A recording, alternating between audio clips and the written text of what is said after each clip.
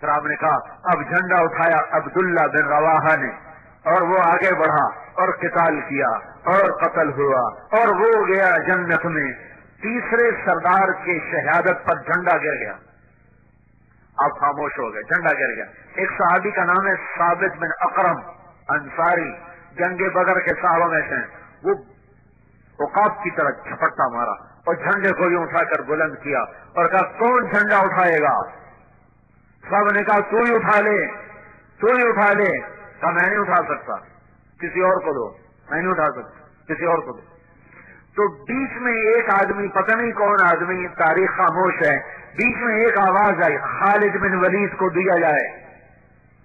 تو سب نے کہا ہاں ہاں ہاں خالد کو دیا جائے۔ تو خالد بن ولید رضی اللہ تعالیٰ عنہ فرمانے لگے میں تو نیا مسلمان ہوں، یہ ان کی پہلی جنگ تھی، پہلی جنگ، پہلی، ادھر مسلمان ہوئے ادھر یہ جنگ آ گئی۔ فرمانے کے میں تو نیا مسلمان ہوں، کسی پرانے جنگ بدر والے احد والے کو جھنڈا دیا جائے۔ تو سب نے کہا نہیں نہیں نہیں نہیں نہیں، ہاں بھائی ٹھیک ہے، خالد خالد خالد۔ تو خالد نے جھنڈے کو لہرا کر تلوار کو جو یوں نیام سے یوں کیا نا، جب تلوار کو یوں کیا تو اللہ کے نبی نے مدینے میں کہا اور اب اللہ نے اپنی تلوار نکال لی، اور اب اللہ نے اپنی تلواروں میں سے ایک تلوار کو نکال لیا۔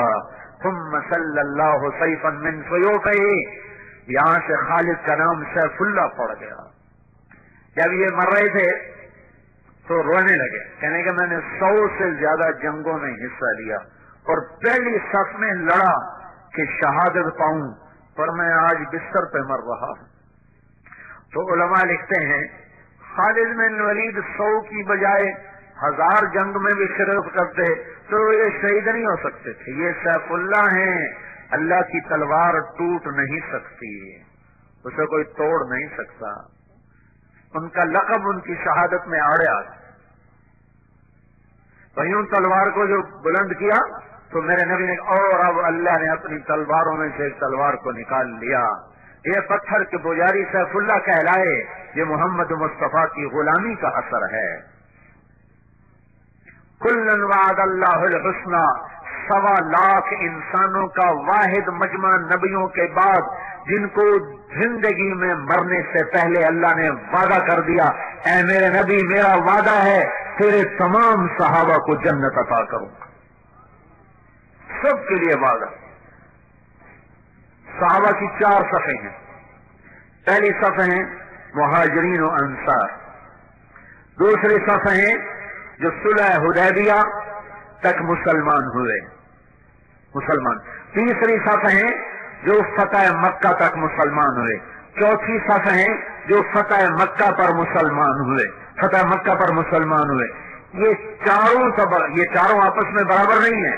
میرے اللہ کا فرمان لا یستوی منکم من انفق من قبل الفتح وقاتل اولئک اعظم درجہ من الذین انفقوا من بعد وقاتلوا وکلا وعد اللہ الحسنی۔ اے میرے محبوب فتح مکہ سے پہلے اور بعد والے تیرے ساتھی برابر نہیں ہیں، لیکن کلا وعد اللہ الحسنی، میرا وعدہ ہے تیرے تمام صحابہ جنت میں جائیں گے۔ یہ بھی اسی نبی کی غلامی کی توفیق ہے۔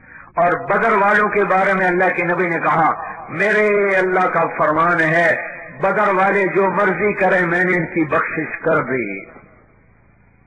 تو میرے بھائیو غلام رسول بنو، غلام رسول بنو۔ غلامی رسول میں دنیا اور آخرت کی عزتیں ہیں۔ تبلیغ کلمے کی محنت، میں نے یہ 1.5 گھنٹہ تمہارے سامنے کلمے کی بات کی ہے کہ اللہ اس کے رسول کو اپنا بنا لو، اس کی زندگی کو اپنی زندگی بناؤ۔ اس کے سیکھنے کے لیے تبلیغ کا کام ہے۔ جو آج تک ہوا اس پہ توبہ کر لو، اللہ مہربان ہے، تم توبہ کرو گے وہ معاف کرے گا۔ یہ دنیا کا واقعہ نہیں ہے کہ پہلے تمہیں منتیں کروائے پھر معاف کرے۔ تم ساری زندگی کو گناہ ایک دفعہ کہو یا اللہ مجھے معاف کر دے تو اللہ سارے معاف کر دیتا ہے۔ کہتا جا نئے سرے سے عمل شروع کر، جا میں نے تیرے پچھلے سارے معاف کر دیے تو پچھلی پہ معافی مانگو، اگلی کے لیے پچھلی پر توبہ کرو، اگلی کے لیے ارادہ کرو کہ اللہ اس کے رسول کی غلامی میں زندگی گزاریں گے۔ تبلیغ اس کو سیکھنے کی محنت ہے، اس میں نکل کر اس کو سیکھیں گے۔ تو یہ بہت بڑا مجمع ہے، کم از کم اتنی نیت تو کر لو کہ آج کے بعد توبہ کر کے اٹھنا ہے۔ کیوں بھائی توبہ کی نیت کرتے ہو؟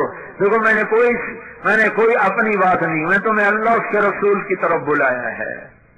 تبلیغی جماعت کا کوئی اپنا ذاتی نظریہ نہیں ہے، یہ اللہ اس کے رسول سے جڑنے کی محنت ہے، یہ کوئی فرقہ واریت نہیں ہے، یہ کوئی نفرت نہیں ہے، یہ کوئی سیاست نہیں ہے، یہ اللہ اس کے رسول کی غلامی کی محنت ہے۔ جو کرے گا اللہ اس سے چمکائے گا۔ پچھلی پہ توبہ کر لو، اگلی پہ اللہ سے صلح کر لو، اللہ تمہارا تم اللہ کے۔ تو توبہ کرتے ہو؟